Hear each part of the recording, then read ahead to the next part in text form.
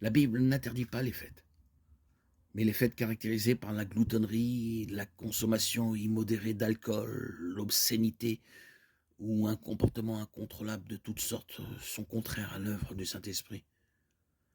Le chrétien évite les excès d'ivresse.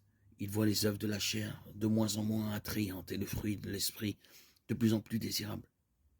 Le cœur, une fois touché par l'esprit, ne jouit plus des œuvres de la chair comme auparavant, et le désir de telles œuvres diminue.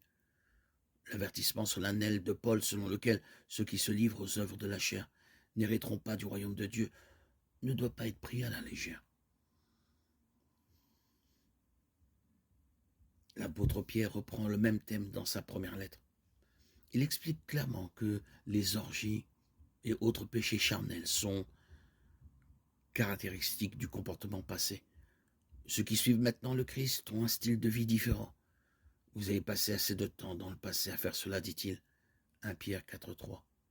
Maintenant, vos anciens compagnons de fête s'étonnent que vous ne vous joigniez pas à eux dans leur vie insouciante et sauvage.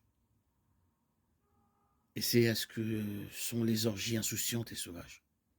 La ligne est tracée entre le comportement d'un chrétien et celui d'un non-chrétien. Le Christ nous appelle à dire non à l'impiété et aux convoitises mondaines, à vivre dans le siècle présent selon la sagesse, la justice et la piété. Tite 2,12.